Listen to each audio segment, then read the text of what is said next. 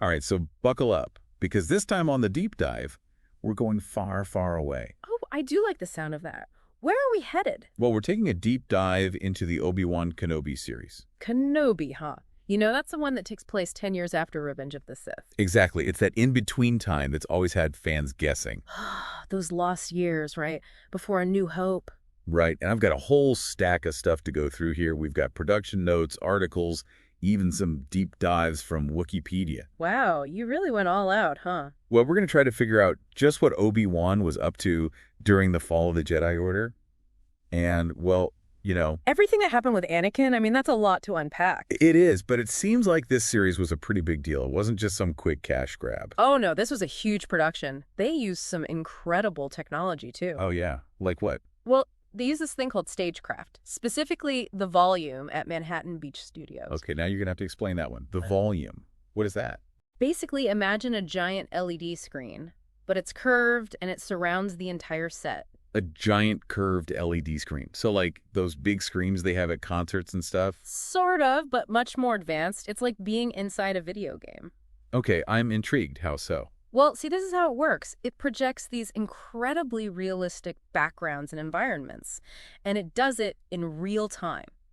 So the actors are basically immersed in the world. It's all happening right there around them? Exactly. So instead of having Ewan McGregor stand in front of a green screen and pretend he's on Tatooine. He's actually on Tatooine, at least digitally. Well, he's in a studio, but No. yeah, he can feel the sand, see the suns, it's all there. So it's like a much more immersive experience for the actors, which probably leads to a better performance. You got it. Plus, it was really crucial for this story because the setting is such a huge part of the narrative. Uh-huh. And speaking of huge, did you know filming began on May the 4th? No way, really. They started filming on Star Wars Day. Had to, right? Yeah, that's brilliant. So they've got this massive production. They're using cutting-edge technology. But let's be honest, what people really want to know about are the characters. Oh, absolutely. And they did not disappoint with this one. Because I see some big names coming back. Oh, yeah. We've got Ewan McGregor back as Obi-Wan Kenobi. That's to be expected, right? Yeah, but get this. Hayden Christensen is back as Darth Vader. Whoa. Now, Vader's been in a lot of Star Wars stuff lately, but this isn't the same Vader from the original trilogy, is it? Not quite, no. This Vader is about 10 years post-Revenge of the Sith. So, still figuring out how to be Darth Vader. In a way, yeah. He's got the power, obviously, but he's also much more ruthless in this one. Like fueled by rage, I imagine. Yeah, totally. And seeing that evolution is pretty fascinating. I mean, think about it. It's no wonder fans were excited about this series. It's like watching his transformation in real time. Right. And speaking of familiar faces, I see we've got Joel Edgerton and Bonnie P.S. Back as Owen and Beru Lars. Wow. Talk about a prequel connection. And doesn't that add a whole other layer to things with Obi-Wan? Oh, absolutely. Their relationship, it's definitely complicated. Well, speaking of complicated, we can't forget the Inquisitors. Yes, the Inquisitor. Those are the Force users hunting down the remaining Jedi, right? Yes, and this time they're led by Reva, the third sister. The third sister. Yeah, she's a new character for this series, played by Moses Ingram. And I hear she was a bit controversial. Oh, yeah. She definitely sparked some debate. But let's see, who else is here? Oh, Kumail Nanjiani is in this, and Sung Kang. No, that's a cast. So before we get too lost in who's who, I think we should talk about the emotional side of the series. Because it's not just about the lightsabers. It's not. Hmm. And, I'm seeing some heavy themes here, like isolation and regret, even redemption. You pick up on that right away, huh? Well, I did read that the early episodes got a bit of a mixed reception, but it sounds like the finale, Part 6, really delivered. Oh, it did. And a lot of the praise goes to Ewan McGregor's performance. He really brought it, huh? Oh, he did. I mean, he really captures Obi-Wan's struggle, the guilt, the grief, everything. It's a complex role. It is, but he nails it. Although I am seeing some critiques about the pacing and how some parts of the story, like the Inquisitor's motivations, didn't quite line up with what some fans expected. Yeah, that's fair. It can be tough to introduce new elements while still honoring what fans already know, especially in a universe like Star Wars. True.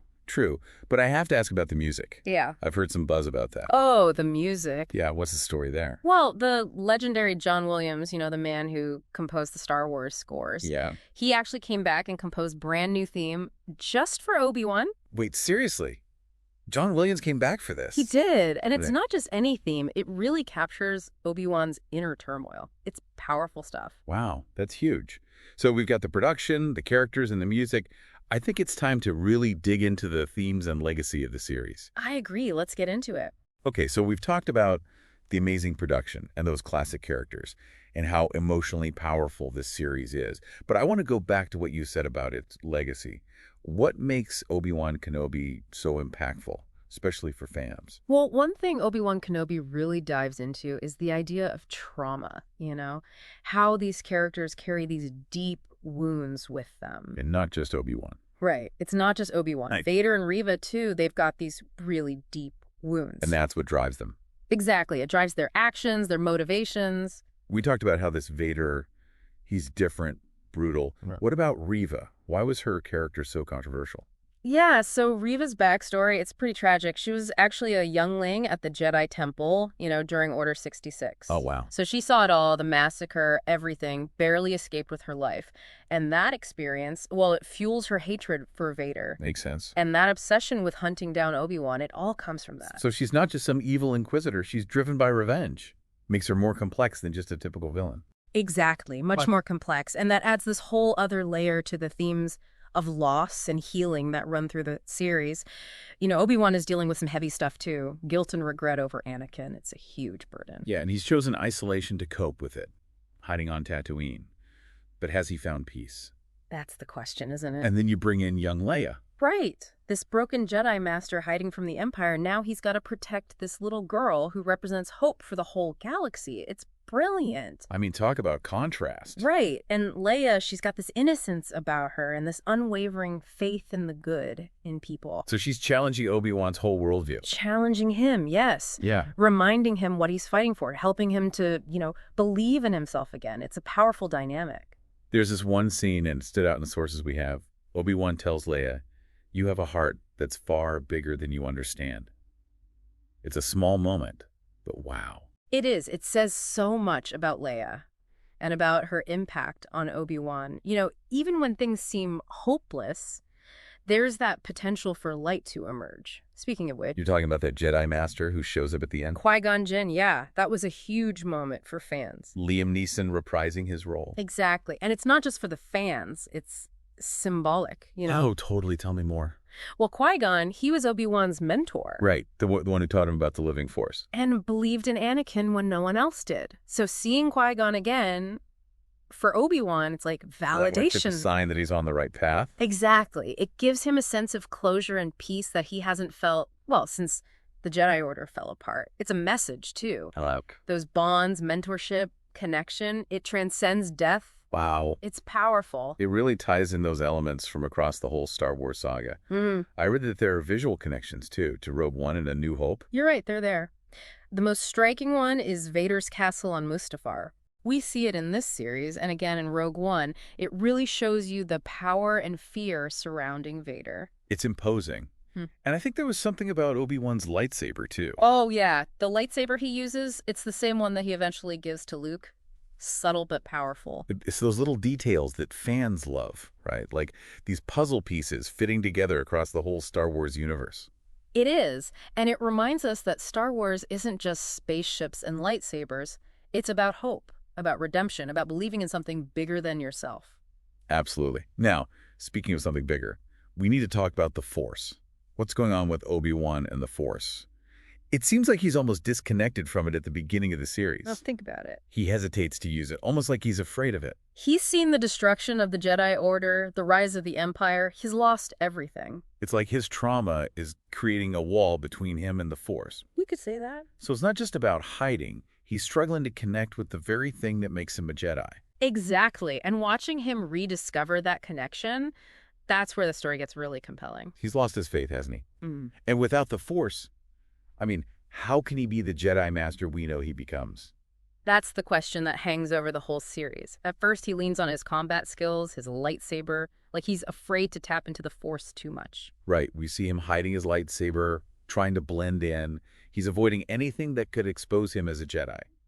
Like he's burying that part of himself. But you can't hide forever. You can try, but you're right. The Force has a way of finding you when you need it. And for Obi-Wan, that comes through Leia. Yeah, Leia. So she's the one who starts to break down that wall. Those moments of innocence, that unwavering faith, they challenge him. It's like she reminds him of what he's lost. And what he could be again. There's that scene, right, where Leia's hanging from the rooftop. And he uses the Force to save her. Instinctively. Yes. You see a flash of the old Obi-Wan, the Jedi Master, who trusted in the Force without hesitation. A turning point. It is a turning point. He remembers who he is, what he's capable of, and it's not just about fighting either. No, I mean, he uses it for healing, for guidance. He starts to reconnect with the deeper parts of the Force, the more spiritual side. And that's what allows him to face Vader. That final duel.